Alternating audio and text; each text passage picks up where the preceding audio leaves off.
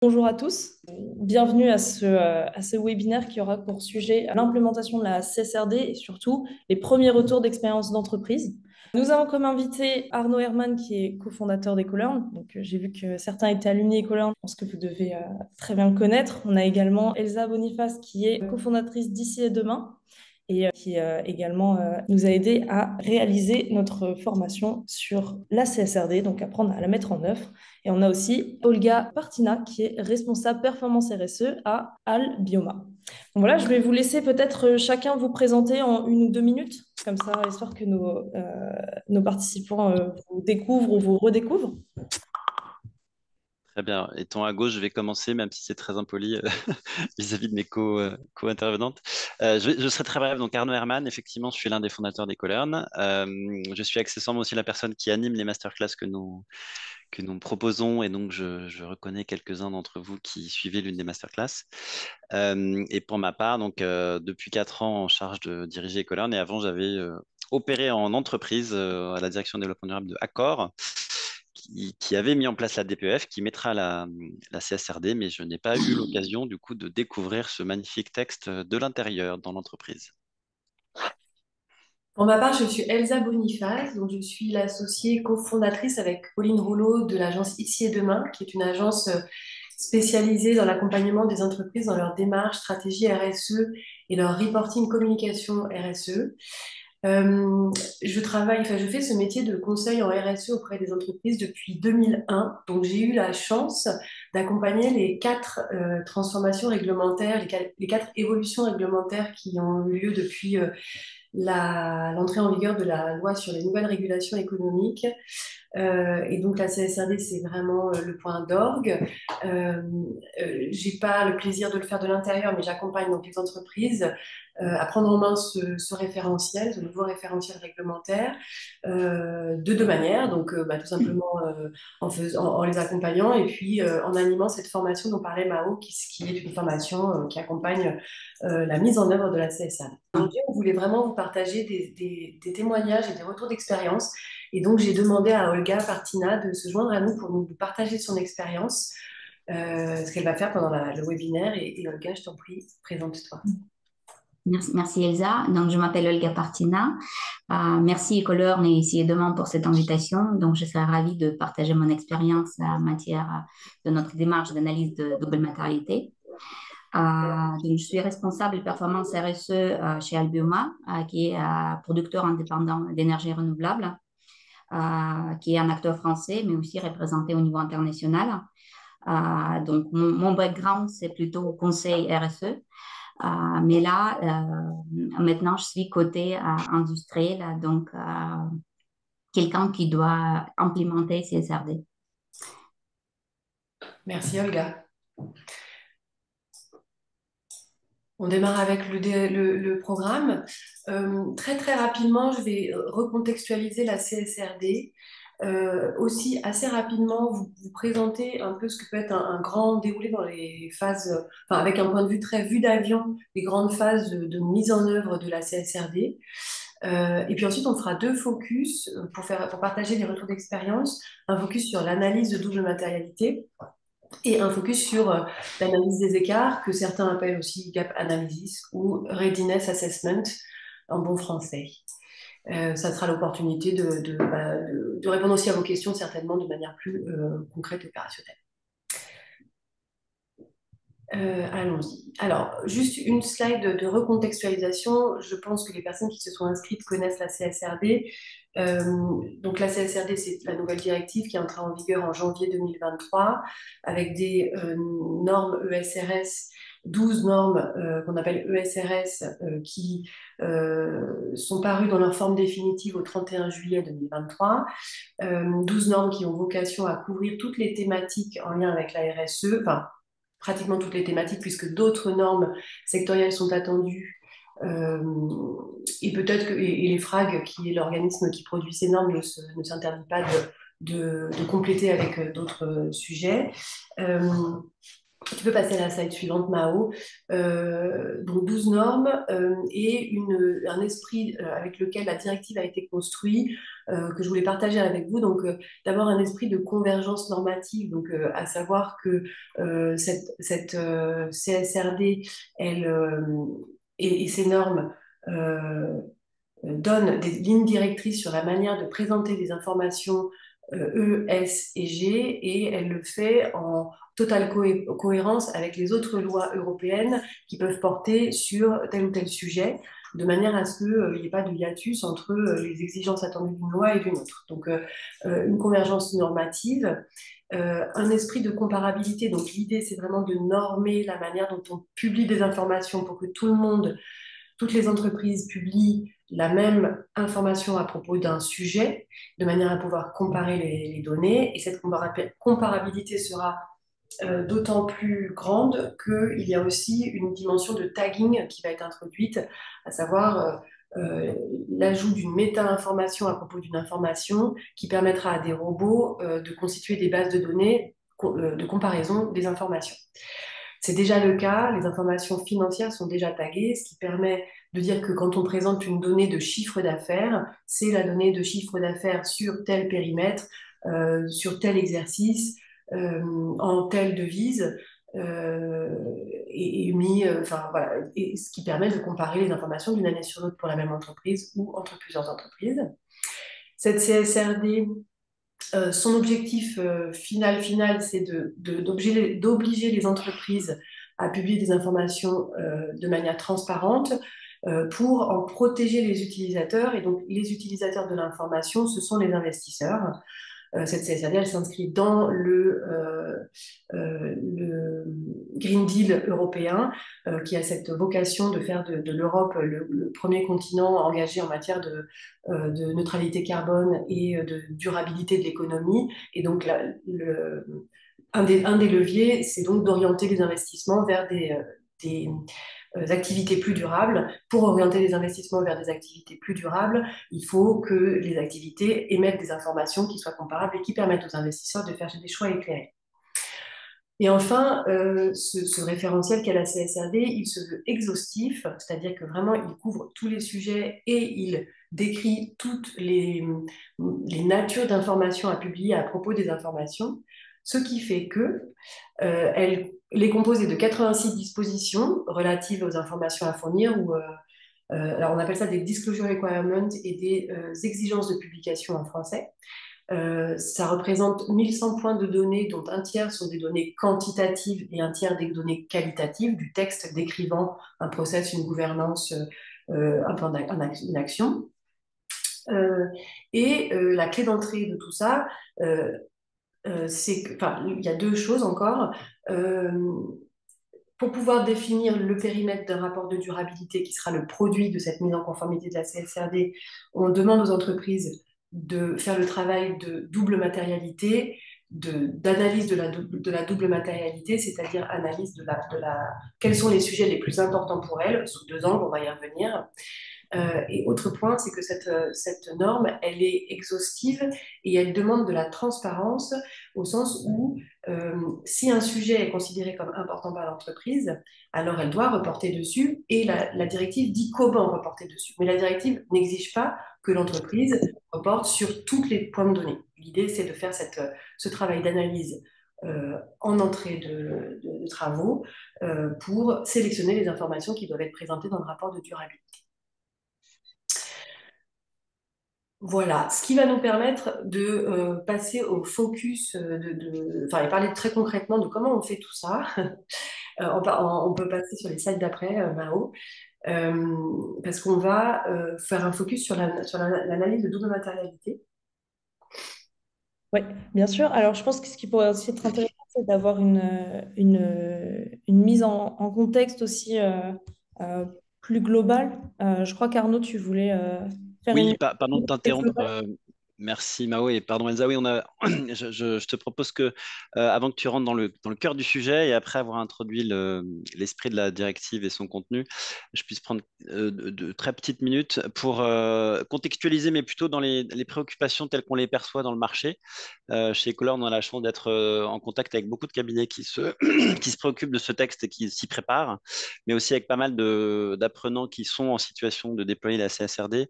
Et donc, je vais prendre 2 petites minutes pour partager un peu leur retour, de façon à contextualiser à comment aujourd'hui le marché appréhende ce sujet de la CSRD et s'y prépare. Tu l'as dit, Elsa, je serai bref, hein, il y a 3 points. Le premier, c'est que tu l'as rappelé, Elsa, mais tout n'est pas figé. Donc l'encre est à peine sèche sur les principaux textes, hein, ça date de cet été. Et il y a encore beaucoup d'éléments en attente. Notamment, tous les dispositifs de vérification ne sont pas encore établis. Je sais que la profession des commissaires aux comptes se prépare très très activement à ce sujet-là, mais il y a un énorme champ. Alors déjà, les textes qui encadrent les travaux de vérification ne sont pas écrits et tous les acteurs de la vérification se préparent, sont en train de se former, sont en train d'analyser les textes pour être aussi en mesure de répondre aux questions qui leur seraient posées pour encadrer, sachant qu'il y a encore plein de dispositions méthodologiques qui sont pas complètement déterminées dans les standards. Et je pense que Elsa, tu pourras en témoigner sur la double matérialité où il y a encore quelques éléments d'interprétation possibles.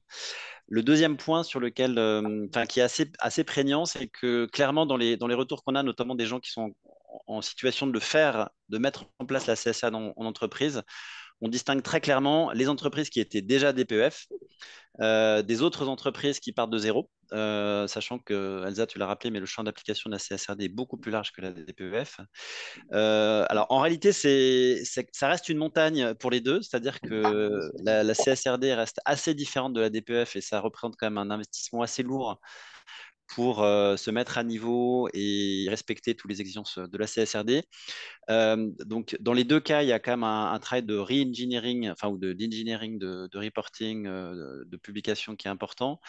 Mais la grosse différence réside plutôt dans le fait que les entreprises qui étaient DPEF avaient déjà des canaux de remontée d'informations et avaient déjà accès à la donnée extra-financière, là où pour beaucoup des entreprises qui débutent partent quasiment d'un champ blanc et ont une vraie question de données et de canaux de remontée de la donnée. Alors même que la problématique de préparation d'informations et du respect de chacun des 1100 points de remontée d'informations reste une préoccupation commune. Et puis le dernier point sur lequel je voulais témoigner, c'est que c'est globalement ce qui nous remonte, tant des auditeurs et des consultants que des entreprises qui vont mettre en place la CSRD, c'est que c'est quand même une montagne à gravir, c'est un sommet, un certain monument réglementaire et qui laisse beaucoup de questions en suspens. Donc je pense que les prochains mois et voire la prochaine année va permettre de décanter un peu la mise en application de la CSRD. Dans le désordre, mais les questions qu'on perçoit, c'est qui dans l'entreprise va gérer la CSRD. Traditionnellement, jusqu'à présent, les DPEF étaient plutôt sous l'emprise des directions RSE, qui pouvaient s'appuyer sur d'autres directions, mais globalement, c'est supervisé principalement par la RSE. Aujourd'hui, c'est pas du tout certain que ça reste pareil. Et on le voit, il y a pas mal de directions financières qui commencent à s'intéresser à ces exigences de reporting. Il y a un autre champ d'interpellation, c'est comment gérer la collecte aussi massive de données en temps quasi réel et quels sont les outils à utiliser. Alors, même si beaucoup de grandes entreprises avaient déjà mis en place des canaux de reporting, mais on le voit bien, le niveau d'exigence attendu par la CSRD et le fait que ça le positionne en fait au même niveau d'attendu que le reporting financier va nécessiter un nouvel investissement sur et les outils et les canaux avec cette énorme interrogation du scope 3 dont on sait très bien que c'est très difficile d'aller chercher la donnée en scope 3. Donc, il y a beaucoup de nouvelles solutions qui émergent et il y aura probablement un moment de flottement sur le choix des outils et les choix des dispositifs de reporting. Clairement, ce que nous disent les entreprises face à la CSRD à mettre en place, c'est qu'ils n'ont pas du tout les moyens aujourd'hui de le faire. C'est-à-dire que ni les équipes ni les ressources financières n'étaient prévues et on est loin des moyens que la DPEF sollicitait, donc c'est beaucoup plus conséquent. Donc il va y avoir un enjeu de financement et d'investissement sur ces outils de reporting et sur les équipes associées.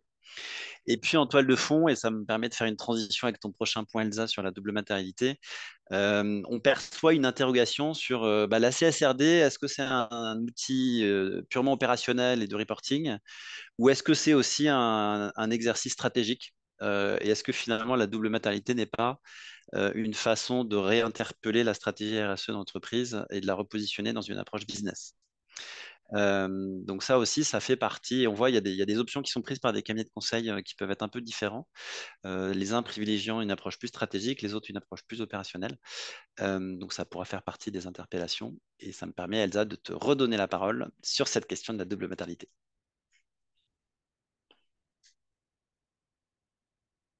Ton micro est coupé, Elsa. Pardon. J'ai des travaux qui se sont mis à vombrir derrière moi, donc j'espère on va pouvoir s'entendre. Qu'est-ce que je voulais vous dire? Oui, là, je vais vous partager nos retours d'expérience et Olga aussi va partager le sien. Euh, donc, ils n'ont de valeur que nos retours d'expérience et certainement que d'autres pourraient vous apporter aussi d'autres points de vue. Euh, Juste un petit détour par un petit planning, enfin, une vue d'avion d'un planning de mise en œuvre de la CSRD dans une entreprise soumise en 2025 au titre de l'exercice 2024. Mao, tu peux passer sur la prochaine slide. On a vraiment essayé de présenter les choses de manière assez simple. Et au fur et à mesure que le temps passe, cette slide devient un petit peu obsolète et les choses vont continuer de se faire avec des formats un peu différents. Mais euh, quand les entreprises se sont mobilisées en début d'année 2023, elles ont commencé par la recommandation, c'était commencer par impliquer la gouvernance pour qu'il y ait une bonne compréhension au plus haut niveau de l'entreprise de l'enjeu lié à la CSRD et justement commencer à acculturer les décideurs pour prendre ce référentiel sous l'angle stratégique et en faire une opportunité d'aller améliorer le reporting là où il est utile pour l'entreprise, notamment. Ensuite, il y a ce travail d'analyse de matérialité qui est le point d'entrée pour structurer le rapport de durabilité, puisque c'est l'analyse de matérialité qui définit les sujets qui doivent être traités dans le rapport de durabilité. Et ensuite, elle permet aussi de cadrer, enfin, pour pouvoir travailler, faire son premier rapport de durabilité, si on dispose déjà d'un reporting RSE, on va faire une analyse des écarts, une analyse d'écart entre son reporting et les attendus de la CSRD. Et encore une fois, on va commencer par regarder les informations qui sont les plus matérielles pour prioriser les sujets et lancer finalement deux volets de travaux. Un volet qui est pur reporting, qui va être le renforcement du reporting pour se conformer aux exigences de la CSRD, et un volet qui va plutôt être ce qu'on appelle nous renforcement ESG ou renforcement des plans d'action, puisque cette CSRD, même si elle se veut un référentiel de reporting, elle a quand même des exigences de fond. Et quand par exemple la première demande de l'ESRS sur le climat, c'est de présenter un plan de transition climatique, c'est pas qu'un travail de reporting de présenter un plan de transition, c'est un vrai travail stratégique de construire ce plan de transition et puis de réfléchir ensuite à vouloir le faire valider par la science, etc. Mais on a vraiment deux volets de travaux qui sont nécessaires et pour ça, il faut avoir priorisé et identifier les ressources nécessaires pour établir des feuilles de route qui permettent de monter en puissance sur le renforcement ESG. Pour ce qui est du reporting pur et pour réussir sa première campagne de reporting à l'ère de la CSRD, notre cause, c'est d'ouvrir pas trop tard le dialogue avec les auditeurs parce que c'est intéressant d'avoir leur point de vue sur la manière dont ils vont aborder la revue des informations publiées au titre du rapport de durabilité. C'est aussi intéressant quand vous construisez la méthodologie d'analyse de matérialité, de leur soumettre pour avis, pour savoir comment vous allez être audité sur cet aspect-là de la méthode. Donc, en un, les auditeurs, ou en tout cas pas trop tard. Et ensuite, évidemment, pour faire un reporting, il faut un référentiel, c'est-à-dire un document qui détaille la manière dont les informations sont établies surtout les informations quantitatives. Si vous n'êtes pas doté d'outils pour collecter l'information et la consolider, ça fait partie des choses, des projets à prévoir. Et ensuite, un lancement de campagne, l'outil étant à prévoir et à paramétrer avec les indicateurs et les informations qu'on aura identifiées comme nécessaires et prioritaires au moment de l'analyse des écarts. Ce qui permet ensuite de lancer la campagne de reporting. Allons-y. Donc, premier retour d'expérience sur l'analyse de double matérialité. Je vais juste faire un petit focus sur le concept de l'analyse de matérialité dans la prochaine slide, où vous avez là le concept d'analyse de double matérialité. Je me doute que vous savez, mais je reviens quand même dessus pour qu'on parle tous de la même chose. Donc, on dit double matérialité parce qu'il y a bien deux volets de matérialité. En français, la norme, elle a été traduite par le mot importance. Le mot matérialité a été traduit par le mot importance. Double volet de matérialité, puisqu'on doit évaluer les sujets de durabilité sous l'angle de la matérialité financière et de la matérialité d'impact. Plus concrètement, donc la matérialité financière, c'est un sujet de durabilité ouvre des risques et opportunités pour l'entreprise qui peuvent avoir des effets financiers sur l'entreprise. Donc, c'est vraiment le lien entre ces sujets de durabilité et tirer le fil jusqu'à quels sont les effets financiers sur l'entreprise. Ça, c'est la matérialité financière. Et la matérialité d'impact, c'est dans l'autre sens. Donc, matérialité financière, on entend aussi le terme de outside in, donc la manière dont l'entreprise est impactée. D'un point de vue financier, et la matérialité d'impact, c'est dans l'autre sens. Donc, on a une entreprise qui a des impacts sur des sujets type gestion de l'eau, par exemple. Là, c'est le sujet qu'on a pris, l'exemple qu'on a pris, et au travers de son impact, va avoir des incidences sur les populations et sur l'environnement. Donc ça, c'est la matérialité d'impact qu'on appelle aussi inside out, puisque c'est l'impact de l'entreprise sur les populations et l'environnement. Voilà, double matérialité. Ce que dit la CSRD, donc, elle ne dit pas qu'il faut présenter les choses sous une forme de matrice. Le mot matrice n'existe pas dans les textes. Simplement, quand on a deux axes et que chaque point a deux coordonnées, ça paraît assez simple de les présenter sous cet angle-là. Ce qui est nouveau dans la CSRD par rapport aux analyses de matérialité qui existaient précédemment, c'est que premièrement, les deux axes sont définis.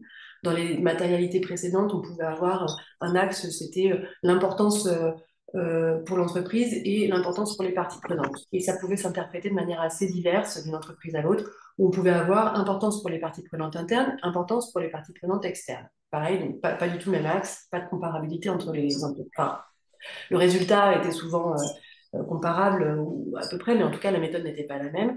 Et autre point qui a été précisé dans la CSRD, c'est que sont considérés comme matériels les sujets qui sont matériels, soit du point de vue financier, soit du point de vue de l'impact. Donc, auparavant, on avait tendance à se focaliser sur le coin en haut à droite de la matrice. Désormais, il faut prendre en compte le L renversé de la colonne de droite et de la ligne du haut. D'où le challenge. Donc, on comprend quand on voit ça et qu'on connaît tous les sujets qui sont couverts par la CSRD, on commence à appréhender les difficultés qui sont liées à la matrice de matérialité. On va avancer un peu. Donc, toutes les questions qui se posent, et il y en a beaucoup, qui nous ont été posées, qui se posent régulièrement, c'est est-ce que je dois faire mon travail d'analyse de matérialité sur les 87 sous-sujets de la CSRD? Si j'ai un groupe qui est multimétier, avec des métiers très différents, est-ce que je dois faire une analyse de matérialité par secteur d'activité et ensuite trouver une méthode pour agréger au niveau du groupe, ou est-ce que je fais une approche groupe directement? Comment faire pour intégrer la chaîne de valeur amont et aval dans ce travail d'analyse de matérialité? Ici, on a vu dans la slide précédente qu'on parlait d'impact, de risque et d'opportunité. Donc, comment je fais pour intégrer à propos d'un sujet de durabilité les impacts, les risques et les opportunités pour pouvoir rendre compte d'une analyse qui soit lisible et compréhensible par un tiers. Et si je fais ce travail avec les IRO, impact, risque, opportunité, comment je fais pour le rendre visuel, en rendre compte visuellement? Et dans quel niveau de détail faut-il aller pour la cotation des sujets, puisque la CSRD, ce qu'elle dit, elle, c'est qu'il faut coter les impacts en termes de gravité, de caractère irrémédiable, de magnitude et d'occurrence. Donc ça fait déjà 4 dimensions de cotation pour le seul sujet de l'impact, et j'ai minimum 87 sujets. Et puis les risques et opportunités vont aussi être identifiés, donc risque négatif, opportunité positive. Il va falloir que je cote selon leur magnitude et leur occurrence. Comment je fais pour prendre en compte l'horizon de temps, les horizons de temps, puisque la matrice de la CSRD demande qu'on tienne compte de la dimension court, moyen et long terme. Si j'ai répondu à toutes ces questions, comment je fais pour coter concrètement, c'est-à-dire définir que un impact est faible, moyen, fort, très fort. Comment je fais pour intégrer mes parties prenantes, à partir de combien de personnes dans mon panel je peux considérer qu'il est statistiquement représentatif, en interne, qui sont les personnes qui sont légitimes pour faire une cotation financière, auprès de mes parties prenantes, si je considère un fournisseur ou un client, quelle est la personne que je vais solliciter, et enfin, on a même des questions sur le résultat même, c'est-à-dire qu'on fait ce travail de cotation et on va nous demander comment je vais positionner ce que je considère comme vraiment matériel, où est-ce que je mets la frontière, où est-ce que je mets le curseur, euh, et puis est-ce que je garde la main sur la possibilité d'un arbitrage une fois que j'ai mon résultat. Donc voilà, beaucoup de questions. Et pour répondre à une question qui vient d'émerger, mais n'hésitez pas à en poser, on y répondra plutôt à la fin, mais comme elle est toute seule, je vais y répondre. Les impacts sont bien négatifs ou positifs, tout à fait, réels ou potentiels. Et il y a encore d'autres dimensions comme ça, d'autres polarisations qui sont décrites par la CSRD.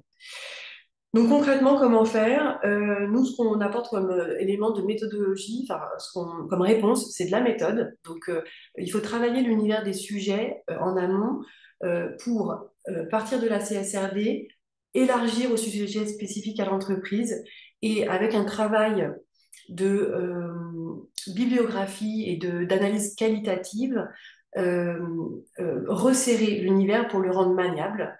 Nous, on essaye d'aiguiller les entreprises qu'on accompagne vers un univers de sujets d'une quarantaine de sujets qui vont pour certains regrouper des sous-sujets, mais qu'on estime pouvoir estimer, coter ensemble, pour ne pas avoir 100 sujets à soumettre à la cotation avec ces différentes silos de cotation qui vont rendre le travail, si on sollicite des parties prenantes, qu'elles soient internes ou externes, un peu fastidieux, et voire même tellement fastidieux qu'on peut se dire que les dernières lignes ou la deuxième moitié va être faite un peu trop rapidement, parce que c'est trop tout le temps la même question, et on n'arrive plus à se figurer quelles sont les différences entre la consommation d'eau, nette, brute. Enfin, vous voyez, il peut y avoir des sous-sujets qu'il faut regrouper pour pouvoir les coter. Et donc, c'est en ça qu'on parle de concilier conformité et agilité, c'est on essaie de mettre en œuvre une méthodologie qui soit conforme à la CSRD, mais qui permette d'associer des parties prenantes, qu'elles puissent faire un travail efficace. Et justement, nous, notre recommandation, c'est de plutôt cibler les parties prenantes. C'est beaucoup plus intéressant d'avoir l'avis d'une personne qui sait de quoi elle parle que d'avoir l'avis de 200 parties prenantes qui n'ont pas de connaissances suffisantes, ou des enjeux ou de l'entreprise. Après, c'est vrai que l'analyse de matérialité, le fait de solliciter des parties prenantes, c'est l'occasion d'être en relation avec elles. Donc, si c'est comme ça qu'il est conçu, cet exercice, ça peut être un super exercice de dialogue avec les parties prenantes. Et alors, la méthodologie doit s'adapter. Il faudra dimensionner les travaux comme ça. Voilà pour... j'ai peut-être 2 cas. Qu'est-ce qu'on a dans la suite, Mao? Je peux vous parler un client qu'on a accompagné qui fabrique des produits de grande consommation, qui a voulu se lancer très très en amont, puisque les travaux avaient été lancés en novembre 2022, donc l'encre était vraiment pas sèche. Les spécificités, c'était notamment que il y avait une assez forte frilosité à solliciter les parties prenantes. On a finalement eu un panel assez restreint et une volonté au moment d'aller leur parler, d'avoir une pédagogie, enfin, de faire preuve de simplification et donc d'énormément de pédagogie pour que l'exercice de cotation soit facilement appréhendable par les personnes qu'on sollicitait. Ce qui était intéressant, c'est qu'on a sollicité pratiquement tous les membres du board pour la cotation financière. Ça a été une super modalité d'acculturation du board à la problématique de la CSRD et de la matrice de matérialité. On a donc dû déployer une méthodologie aussi simple que possible, parce que pour le directeur RSE, c'était nécessaire que les questions posées au board ne soient pas stratosphériques. Et on a eu, malgré le fait d'avoir un panel assez restreint, on a eu un résultat hyper probant dès la V0, c'est-à-dire que sans du tout chercher à repositionner les points, on avait déjà une matrice de matérialité qui correspondait vraiment à notre connaissance des enjeux. Je vais aller un peu plus vite parce que l'heure tourne. Un cas numéro 2, un éditeur de logiciels qui est une entreprise assez peu mature en matière de RSE et qui voulait absolument, du fait de cette faible maturité, est aussi assez peu doté de moyens humains notamment pour faire ces travaux, et donc a voulu capitaliser sur les cartographies existantes, notamment la cartographie RSE, des risques RSE qui avait été réalisée peu de temps avant pour se mettre en conformité avec la DPEF. Pour réduire le budget notamment et la manière de solliciter la matière, plutôt les parties prenantes, on a fait un gros travail d'exploitation bibliographique pour aller collecter les sujets qui étaient d'importance pour les parties prenantes. On a fait une consultation extrêmement ciblée sur les impacts, risques et opportunités qu'on avait identifiés vraiment comme à investiguer pour l'entreprise, renforcer sa démarche ESG. Et on a mis en place aussi une démarche d'amélioration continue dans l'idée de dire, voilà, cette analyse de matérialité, c'est une première étape. On continuera année après année au fur et à mesure qu'on se professionnalise sur les sujets de la RSE et qu'on on gagne en maturité sur ces sujets. Voilà. Les clés de la réussite pour nous, c'est que vraiment l'analyse de matérialité, c'est l'entrée dans la CSRD. Donc, il faut que ça reste un exercice qui soit utile à l'entreprise au-delà du simple résultat. Et garder en tête aussi que c'est pas une fin en soi et que c'est une amélioration continue. Donc, si on a besoin de dimensionner la première année une approche plus simple, on pourra ajouter des strates et des approfondissements sur tel et tel sujet, par exemple, dans les années suivantes. Et ne pas oublier aussi que dans la CSRD, le reporting sur les incidences financières des risques et opportunités font partie pour la plupart des informations qui sont phased-in, c'est-à-dire reportées. On a un délai pour les évaluer. Donc, l'idée est bien de dire, là, on fait une analyse à la grosse des incidences financières. On n'est pas en train de poser un chiffre sur chaque enjeu, impact et opportunité. Voilà, j'arrête de parler. Je vais donner la parole à Olga, qui va pouvoir aussi nous partager de manière encore plus concrète son approche, l'approche qui a été mise en place chez Albioma. Merci beaucoup, Elsa. Donc, slide suivante, s'il vous plaît. Je vais commencer par présenter en fait notre société Albioma avant de parler de notre démarche d'analyse de double matérialité. Slide suivante, s'il vous plaît. Donc, Albioma est un producteur indépendant d'énergie renouvelable.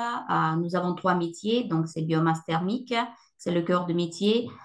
Aussi photovoltaïque, donc production d'énergie solaire et géothermie.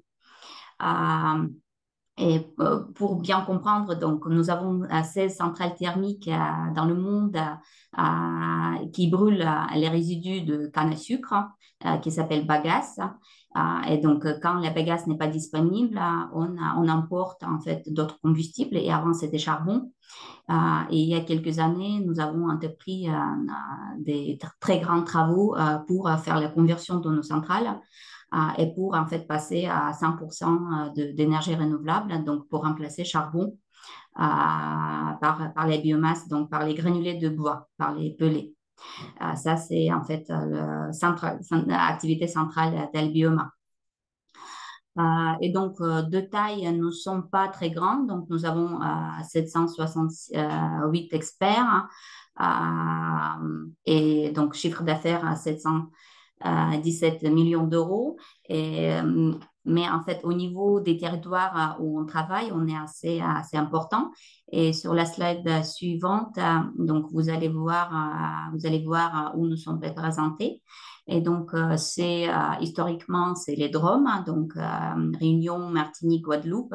Et donc, vous voyez, Albiome a produit 40% d'électricité au niveau de l'île de la Réunion, ce qui est quand même très important. Donc, presque 30% en Guadeloupe et presque 20% en Martinique. Donc, au niveau de ces îles, nous sommes un acteur assez important. Et aussi, donc, nous sommes représentés au Brésil, où aussi nous avons 4 centrales thermiques, et au Canada. Et en Turquie, où on a 2 stations géothermiques. Mais le reste, donc le cœur, ça reste les dômes français et la biomasse. Et la slide suivante, s'il vous plaît. Juste quelques mots de notre stratégie pour vous compreniez bien le contexte, comment notre stratégie business est liée à notre stratégie RSE. Donc, on agit pour la transition énergétique en outre-mer français. En plus, donc, on accélère le développement dans le solaire et on déploie notre expertise à l'international. Il y en a, on était racheté par un fonds américain qui s'appelle KKR, ce qui a un peu changé en fait le contexte de notre travail parce qu'avant, on était coté en bourse en France et on était soumis à la DPEF, donc on a cette pratique bien établie. Et comme on n'est plus en bourse, on peut ne pas publier la DPEF, mais on le fait. Et donc, nous avons un an de plus par rapport à une grosse entreprise cotée en bourse au niveau de CSRD. Donc, nous avons encore un an, ce qui est bien pour nous parce qu'on a le temps pour bien préparer. Et on est aussi dans les situations plutôt favorables parce qu'on a déjà nos systèmes, nos outils de reporting extra-financiers qu'on peut utiliser pour futurs rapports de durabilité CSRD. Et slide suivante, s'il vous plaît. Et, donc, dernier mot sur la présentation d'Albioma. Donc, notre objectif, c'est d'avoir 95% des énergies renouvelables d'ici 2030. C'est pour ça, vous voyez que pour nous, donc, les enjeux changement climatique, donc CRSE 1, c'est vraiment le cœur du métier et la stratégie business. Et slide suivante, ce que je vais utiliser comme slide central pour présenter la démarche CSRD qu'on a commencé cette année, même l'année précédente. Donc, je pense que c'est peut-être intéressant de voir la déroulée des événements. Donc, on fait la veille réglementaire CSR, RSE, donc régulièrement. Donc, on a bien compris que CSRD approche. Et donc, à la fin de l'année, quand la deuxième version de SRS sont sortie en décembre 2022, donc on a bien lu le document, on a bien compris donc l'ampleur de la tâche. On était un peu effrayés, comme tout le monde qui ont lu ces centaines de pages.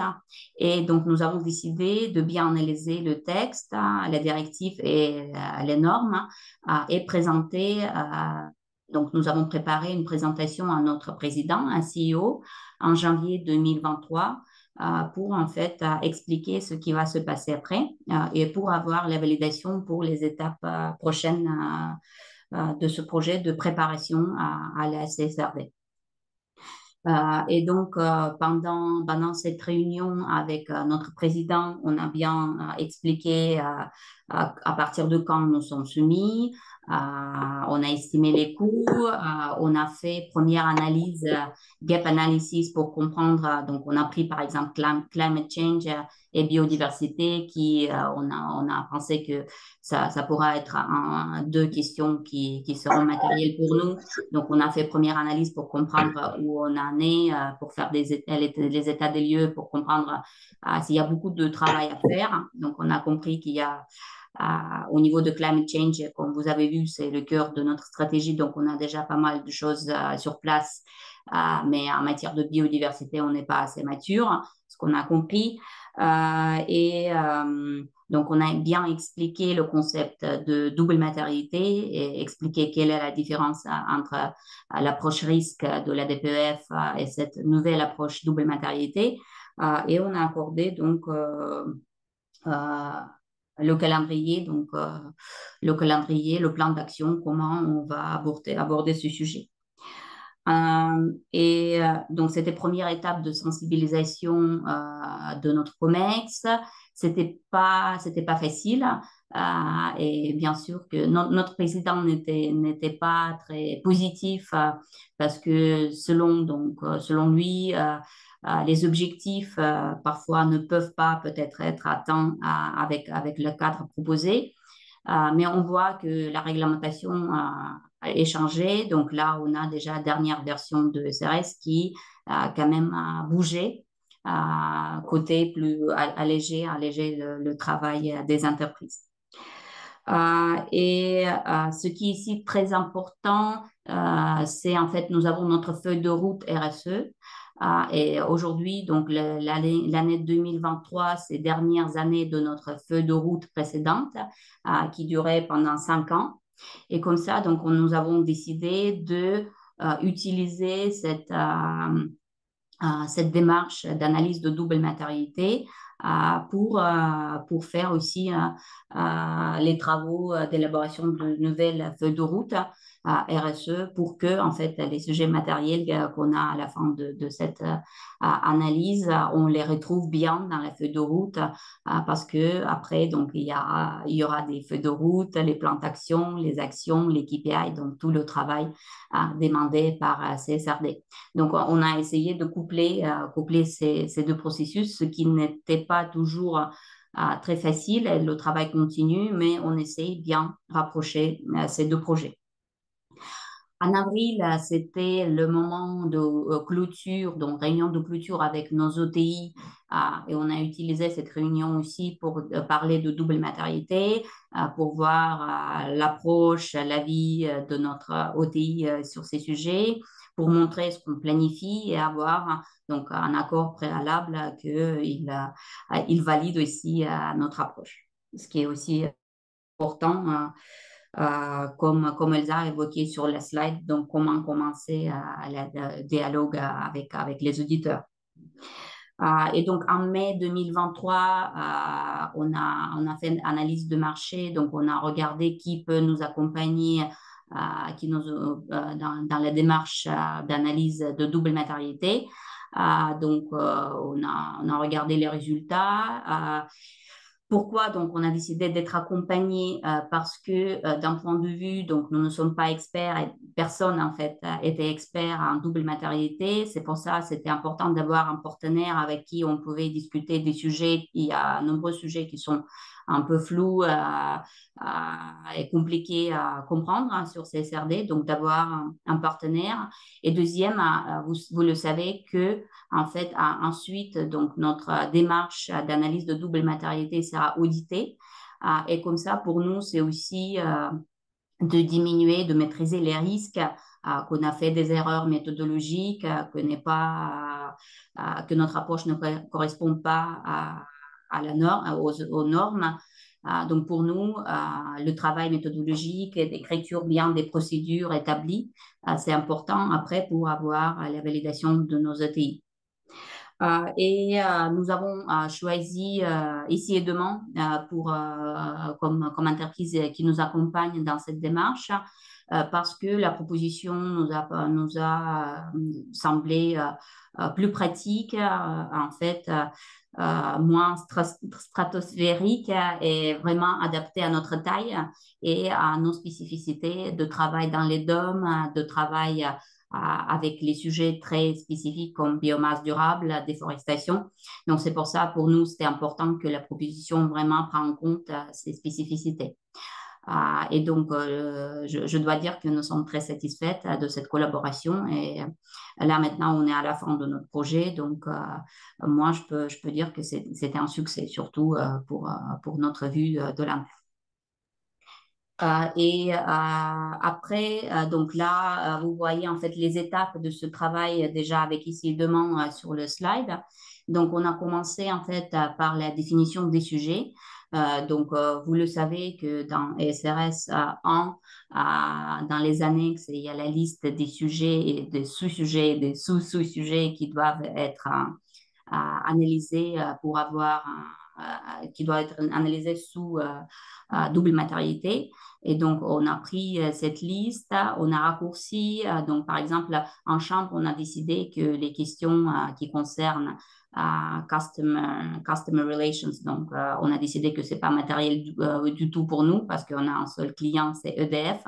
Donc, comme ça, on a décidé de ne pas mettre ce sujet à l'analyse. Et après, donc, il y avait un très grand travail de resserrer vraiment la liste. À la fin, on a abouti à avoir, il me semble, 26, 27 sujets, quelque chose comme ça. Et donc, ça, c'était première étape. Deuxième étape, c'était la description donc, des impacts, risques et opportunités.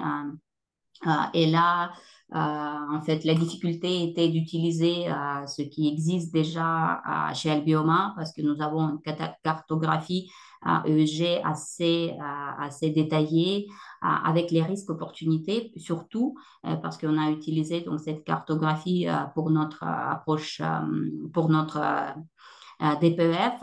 Et donc là, il fallait regarder sur les outils existants et comprendre où sont les impacts, par exemple, qui n'étaient pas obligatoires dans la cartographie des risques DPEF. Et donc, mais parfois, on a compris en fait qu'on a quand même eu ces impacts dans nos outils, mais il fallait bien distinguer donc les risques, les opportunités et les impacts comme demandé par CSRD. Et donc, et ça nous a mis, en fait, on a eu à la fin donc, un tableau Excel assez lourd avec chaque sujet, ce qui est dedans, donc les descriptions du contexte. Ça, on a décidé d'ajouter, en fait, je sais pas, plusieurs paragraphes pour chaque sujet pour expliquer aux gens qui vont coter après c'est quoi pour Albioma, pourquoi l'eau est important au niveau de chaîne de valeur. Donc, on a mis les spécificités pour nos activités et nos zones géographiques différentes. Et donc, à la fin, on a eu cette tableau Excel exhaustif et on a préparé aussi un support, donc un PowerPoint avec le sujet, qu'est-ce qu'il y a dedans, les descriptions, le contexte et la liste des impacts, risques et opportunités. Et après, donc, troisième étape, c'était la méthode de cotation. Et ici et demain, on travaillait en utilisant en fait l'information qu'ils ont eue pendant les entretiens, par exemple avec notre contrôle de gestion côté matérialité financière.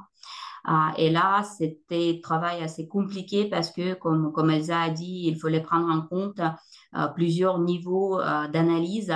Donc, c'est magnitude, c'est occurrence, c'est à la fois pour matérialité d'impact, d'autre côté pour matérialité financière, gravité, est-ce que c'est rémédiable? Donc, c'est vrai que quand on lit ESRS, c'est pas évident comment les mettre dans le même outil de cotation.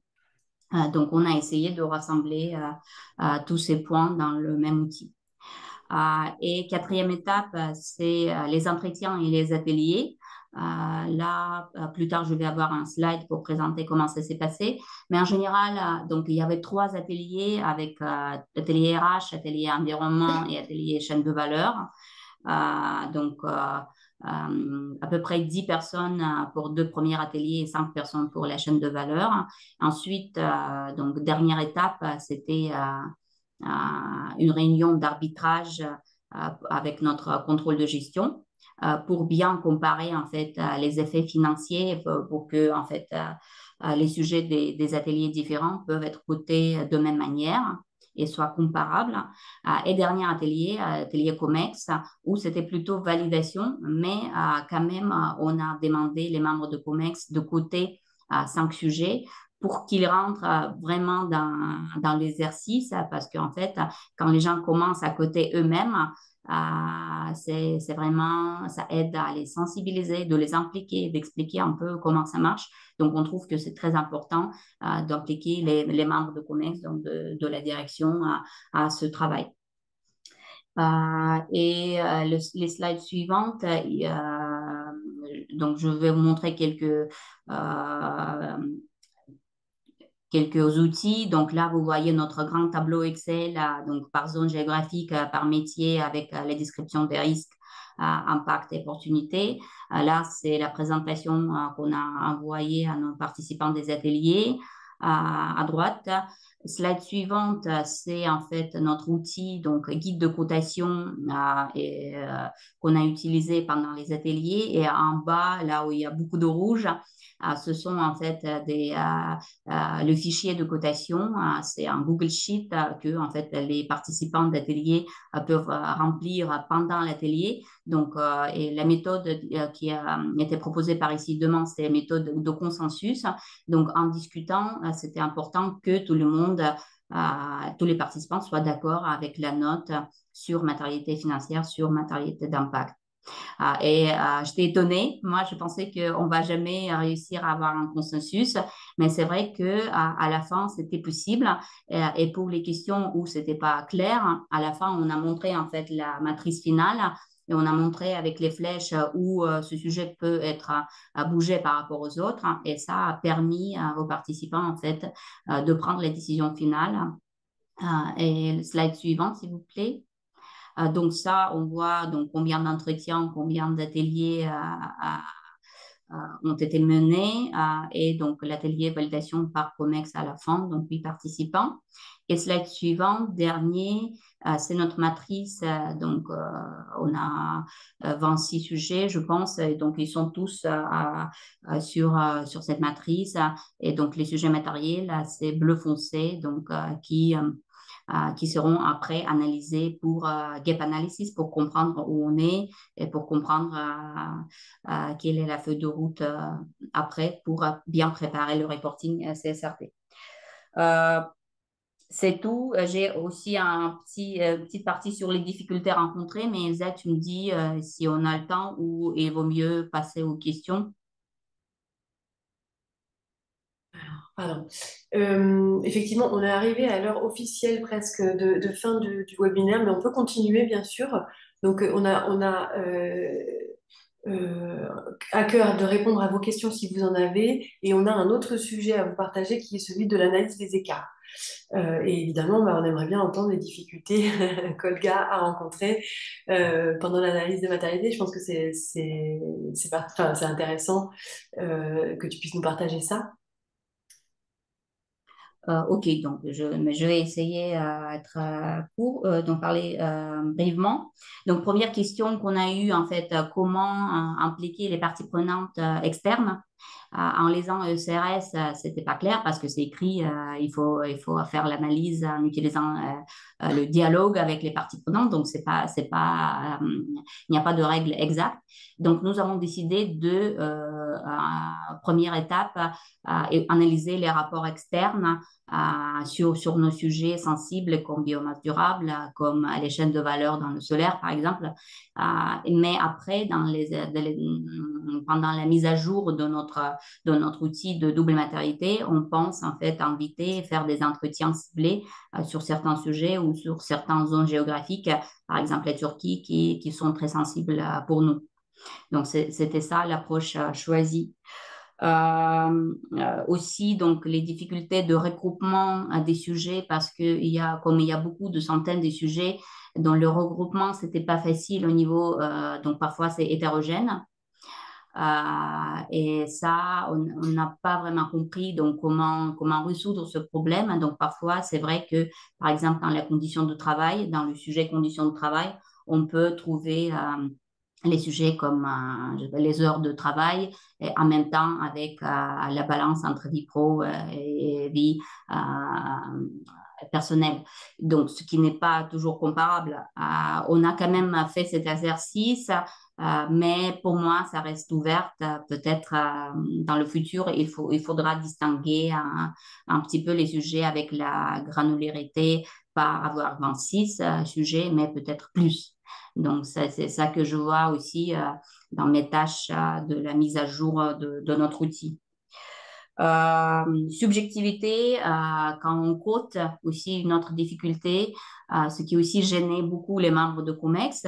Mais en fait, c'est bizarre, je ne sais pas comment ça se fait, mais à la fin, même si c'est subjectif, les gens arrivent aux mêmes conclusions et la matrice finale quand même reflète notre sentiment, comment ça doit être. Donc, cette subjectivité, quand il y a beaucoup de personnes qui participent dans l'exercice, c'est négligé. Donc, ça marche plutôt bien.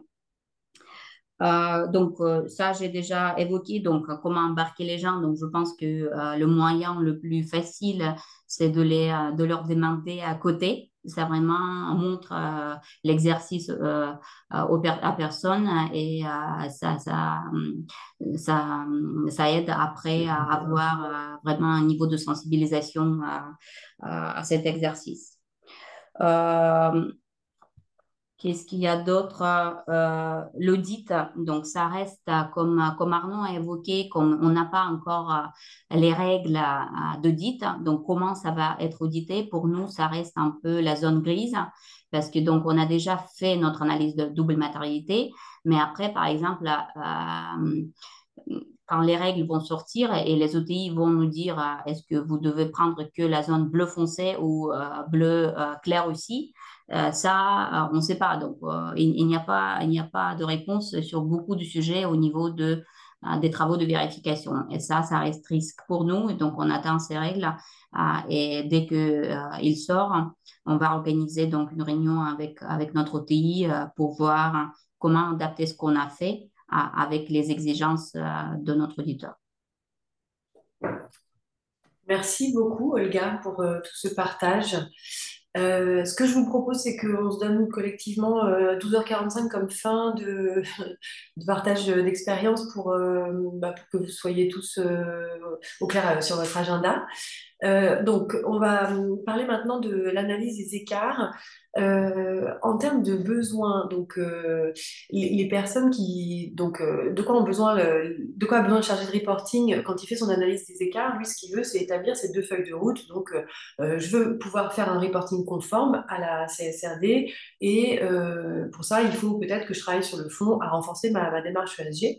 Et les conseils d'administration, les COMEX, eux, ce dont ils ont besoin, c'est d'avoir une vue globale, parce que comme on l'a vu, on a 12 normes qui peuvent avoir une centaine de questions chacune à l'intérieur d'elles-mêmes. Donc, on ne va pas présenter au COMEX la maturité, l'analyse des écarts ligne à ligne. Donc, on a besoin d'en faire une synthèse pour qu'ils puissent évaluer la maturité de l'entreprise, décider des moyens qu'ils vont mobiliser et prioriser éventuellement les feuilles de route. Alors, les questions qui se posent sur l'analyse de matérialité, sur la gap analysis, on l'a vu, par où je commence, est-ce que je dois rentrer tout de suite dans le détail de toutes les lignes de la CSRD ou est-ce que je peux faire une analyse plutôt juste au niveau des disclosure requirements? Et puis surtout les chargés de projet, ce qu'ils nous disent, c'est moi je peux pas le faire tout seul cette analyse des écarts parce que je peux prendre mon reporting, je le connais, mais il y a aussi plein de choses qui se font dans les métiers qui peuvent peut-être apporter des réponses aux attentes de la CSRD dont j'ai pas forcément connaissance et en tout cas je n'ai pas connaissance de leur niveau de maturité, de leur niveau d'avancement. Donc comment je fais pour impliquer les porteurs de projets? les porteurs de sujets, et comment je fais aussi pour que mes contributeurs s'approprient ce référentiel qui, pour le moins, est assez rébarbatif. Et je pense que, enfin, je sais que certaines personnes se sont demandé s'il était possible de faire une analyse de matérialité sans lire les normes, une analyse d'écart, si possible, sans lire les normes. C'est un réflexe qu'on peut entendre. Moi, j'entends ça dans mon entourage de manière très bienveillante. Hein. Je paye des consultants, c'est pas pour lire moi-même les normes. Et en fait, on est obligé, si on veut avoir une idée de la maturité de sa propre entreprise, il faut avoir une idée de la question posée. Donc, c'est difficile d'échapper à la lecture des normes, même si on n'est pas obligé de lire de la page 1 à la dernière page et en suivant. Il y a beaucoup, beaucoup de questions aujourd'hui sur comment je fais pour faire ma dernière DPEF et en même temps commencer à structurer mon reporting avec les attentes de la CSRD. Donc ça, c'est un peu la quadrature du cercle du moment. Et puis, quand on a eu l'opportunité de sensibiliser des conseils d'administration des COMEX, moi j'ai eu beaucoup de questions d'un conseil d'administration qui se comparait à un univers de pairs, de comparables, très attentiste par rapport au sujet RSE. Et donc, la question récurrente de comment est-ce qu'on justifie auprès de nos actionnaires c'est une coopérative, donc les actionnaires, c'est les adhérents agriculteurs. Comment on justifie auprès de nos agriculteurs qu'on se lance, on met des moyens sur ce sujet-là, alors que nos concurrents n'y vont pas. Et puis, voilà, donc comment on justifie les moyens à mettre en œuvre. Voilà, ça fait partie des questions qui sont posées. Si on va sur la slide suivante, on a chez ICI2, on a développé des outils, donc, comme vous avez compris, pour accompagner les entreprises, pour justement les aider sur cette étape d'analyse des écarts. Donc, premièrement, ce qu'il faut, c'est comprendre les informations qui sont à reporter. Donc, c'est vraiment comprendre les contenus de la CSRD. Donc, dans ces outils, on a extrait la substantifique moelle, qui reste une grosse partie, et on y ajoute une forme d'interprétation, notamment en disant c'est quelle nature d'information qu'il faut pour répondre à cette question. Est-ce que c'est du qualitatif, un KPI? Est-ce que c'est une donnée chiffrée mais qui ne va pas évoluer? Donc, pas vraiment un KPI, plutôt voilà, une donnée chiffrée mais non évolutive. Est-ce que l'information est matérielle ou pas matérielle de votre point de vue? Et puis, toutes les autres informations qui sont à fournir à propos de l'information publiée. Donc, par exemple, on demande le plan de transition et comment il est aligné avec les accords de Paris. Donc, des informations à publier à propos des informations. Et éventuellement, si des informations sont phased-in, enfin, si la transparence à propos de ces informations-là est reportée, qu'on puisse l'identifier pour pouvoir faire la feuille de route en tenant compte aussi de ce délai possible. Ensuite, on a dans nos outils, là, on a compris ce qui est attendu. Ensuite, on fait l'analyse d'écart. Donc là, l'idée, c'est est-ce que l'information est disponible et sous quelle forme, dans quel document ou dans quel projet. Et puis après, on va qualifier ces manquements pour dire bah, ça, c'est du travail de reporting à approfondir, ça, c'est une politique à écrire, et ça, c'est un projet entier à mettre en œuvre, et ça va nous prendre pour le premier, bah, une année, c'est juste la campagne de reporting à recéter. Pour le deuxième, ça va être 6 mois parce que c'est une politique et je peux facilement mobiliser les gens en entreprise pour qu'on se mette d'accord sur le fait de formaliser les process. Et puis, bah, un projet, ça peut prendre 1 an, 2 ans, 3 ans, ou plus, en fonction des sujets et de la difficulté.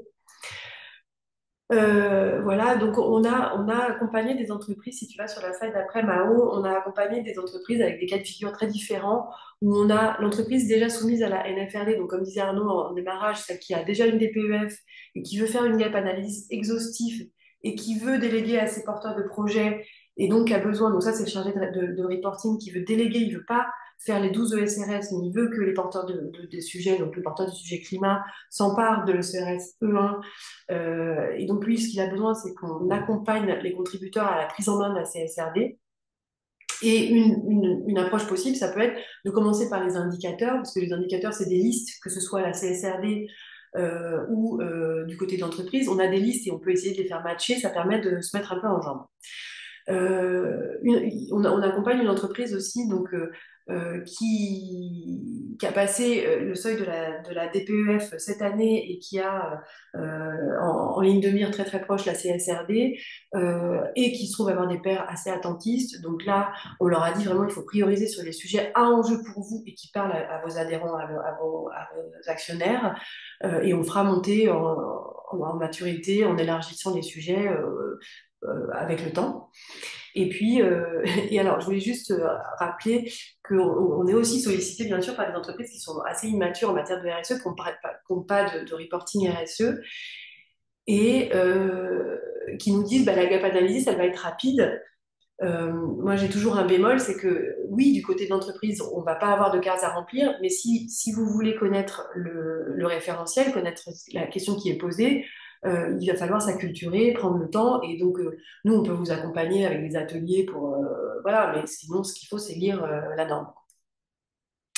C'est vrai que des ateliers peuvent permettre à des non-experts de reporting de comprendre ce qui est attendu et de le traduire dans quelque chose d'opérationnel pour le métier ou l'entreprise. Et un focus au niveau des disclosure requirements avec un petit détail de ce qui est attendu peut être une première approche pour ce genre d'entreprise. Voilà. Je sais pas, Olga, toi, sur la gap analysis, est-ce que là, vous en êtes vous n'avez pas encore démarré, hein. Vous avez déjà fait pas mal de travaux, tu as des choses en tête, mais...